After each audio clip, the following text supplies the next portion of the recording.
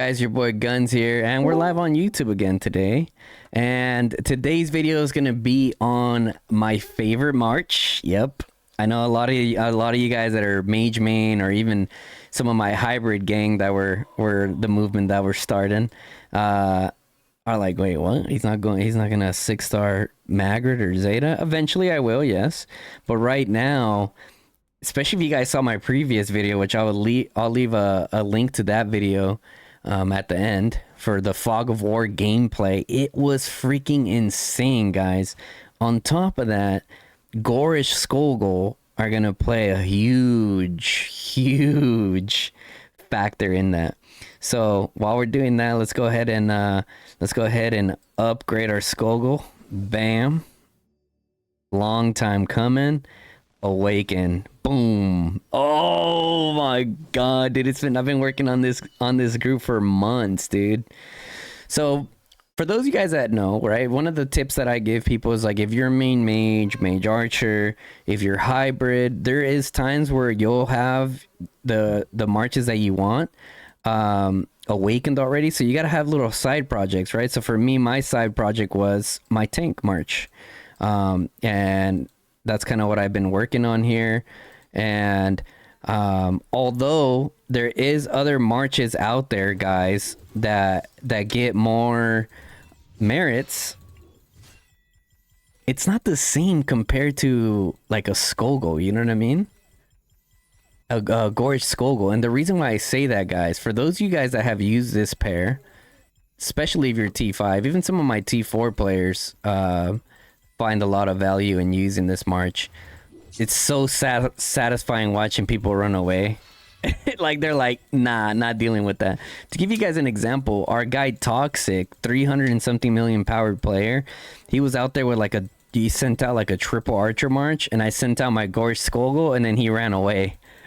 Like, dude, like, super satisfying. I do think that as of right now, I mean, I don't know about as of right now. If you don't have them in a good state, it might just be better to wait for the G3 tanks, in my opinion. But if you have them in a pretty good state, I think it's a good time to get them up there. Damn. Guys, what do we think in the chat? What do we think? Do you guys think that this method actually works? How we doing, brother? Enjoying Farmville? Question mark, bro. It's crazy how tank and how much damage Gores-Skoal march is. I do it 100%, dude. You know, and like I said, with Fog of War, if you guys don't know, it makes you immune to like range attacks. So literally only physical attacks can do something, and like that is one of like the main times to get those tanks in there, right? Since we're in the topic of tanks, right? I do think that there's a lot of people that need to learn how to optimize their usage of tanks. And I think recently I started kind of perfecting this myself. If you're kind of like me and you don't have that many tanks, I have like almost 500,000 T5 tanks, which as of right now, as far as the season has gone for us, I might have to do this. I might have to do this after the video. A lot of this one starring. But yeah, we'll probably do that after. Just focus on explaining why I'm going for this. Brain fart. You learn how to play infantry from watching Russ? Oh, Zeus. Oh, yeah, dude, absolutely. Zeus was the man that put me on this, bro. He put me... To this day, guys, all the builds that I'm running are from Zeus. All the builds that I'm running are from Zeus. He recently sent me one for Skogul. Yo, Pankaj, what's up, bro? Welcome. Christian Larson, what's up, bro? How you doing? How's everyone doing, guys? Hope everyone's doing well. We're recording a video right now going over my favorite march, Gores-Skoal. As I mentioned earlier, Fog of War is insane. We'll drop the link to that. You'll be able to click on that at the end of this video. But I'm telling you guys, dude, if you haven't run a Gores-Skoal, or if you've been thinking about like, who should I level up, right? Because there's a lot of people that, not a lot of people, but There's a few people who have leveled up their mage march. They finished their Syndrome Fragor and they're like, damn, I don't know who should I work on passively. And 100% Goresh should be at the top of that list, man. Goresh should 100% be on the top of that list. If you kind of, you're like, who should I put my dailies in and kind of work on? That's what I've been doing. I did a few Skogul wheels. Not that. I think I did like 2 or 3 Skogul wheels. And besides that, it's been nothing but dailies, guys. Goresh, I went ham on him for the anniversary event, which you can get a bunch of heads for Strongest Lord commander, so I was able to level that up. So, yeah, those are like my main reasons. Oh, anyways, talking about the tanks. If you have around like, you know, you don't have that many tanks, one of the best things to do, is, one second here. One of the best things to do is only use your tanks to push the enemy back, right? So you'll see in initial fights, oh, like a lot of the big players just send their tanks in anyways, right? They'll send their tanks in anyways. And for a lot of us, we can't afford those. We can't afford that hospital bill. To get swarmed by 30, 40 marches, bro, is insane.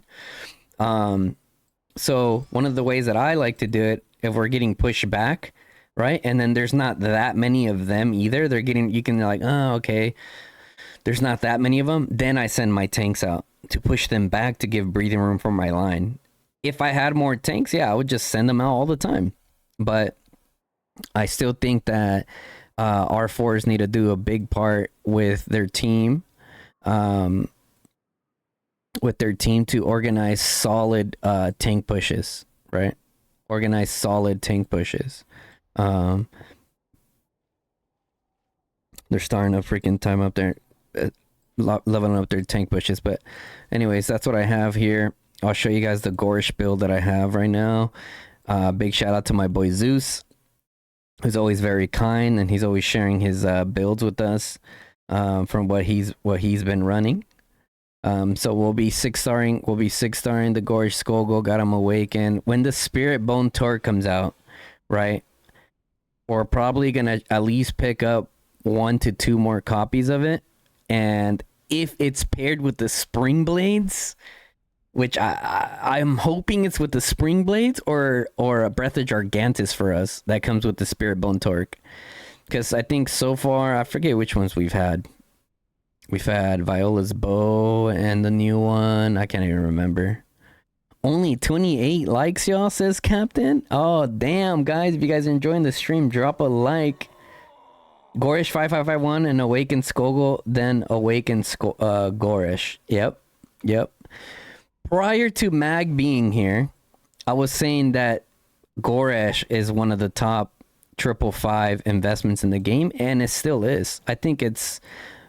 some might argue that it's even more of a factor than Magritte, right? But I think for a lot of us, the Magritte is still good. But anyways, touching back with our guy Goresh here, you won't regret it, guys. I promise you. I've been in that boat where I'm like, I don't know if I should invest in Gores-Skoal. I really don't have that many tanks.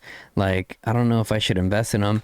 One of the ways that you can do it is by leveraging your elixir capacity, right? In your policies when you come here. Go with elixir capacity limit. Yeah, sure, your daily kind of tanks a little bit. However, check out, look at this. I can go into any fight now. Now I have 585 elixir ready to go for my tanks. So even though I only have like 450,000 with my elixir saved up, I'm gonna have close to 1 million T5 tanks that I can send in there. So you can always leverage a troop type using the elixir cap. That'd be a good way to do it there. As far as for pets, I find that using the venomous lizard is better. Now, this is just my own, I guess, intuition, because I don't have like actually raw numbers to support what I'm saying. Like Bruin Bear is good when, you know, for hitting like a little bit of AoE, but the thing about the venomous lizard, guys, especially when you have a counter strike on it, you're dishing out damage back to anyone attacking you, right? Chance to inflict poison on an attacker for 3 seconds when your legion is hit by a normal attack, right? So you can dish out damage to a bunch of different people with this. All right. So this is the build that I have on my venomous lizard. I'm getting ready to get rid of this one, and I will be adding the skill that enhances the counter strike, so that way it's 100% of the time. It'll just dish out damage 100% of the time to people. So that's what I'll have there. If you don't have that pet, like I said, Bruin Bear's fine. But I do recommend the venomous lizard, as my boy Zeus from BDO also has it there. Let's just say our guy Abda says some of the whales in my alliance fight for 4 hours a day, just suicide their Gores-Skoal marches into the enemies and get way more merits than you, even though you fight 18 hours a day. Yep. That sounds about right. That's good old Gores-Skoal for you.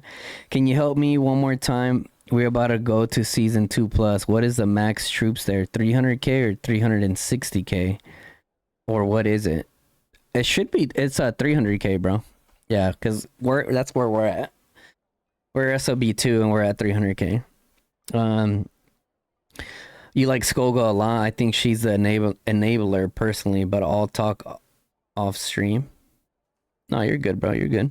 Can we see your sand lizard once, please? Oh, my sand lizard's not really fully developed, guys. It's a potential work in progress. Right now we're building up our venomous lizard.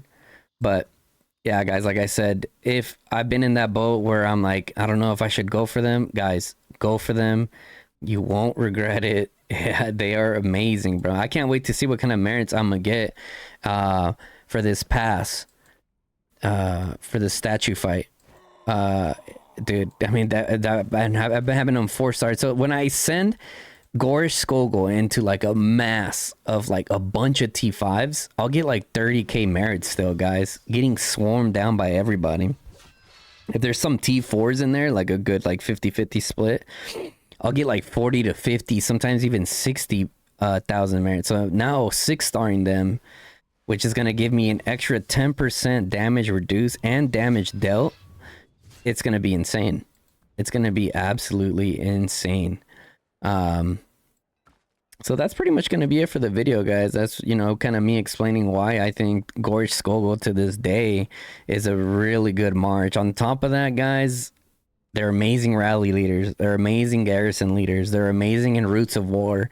They just do it all, dude. They just do it all. Now, some of you guys may be wondering, well, what about Maddie and Garwood? Like, what's going on with them? They still do their part. However, they don't really get that many merits.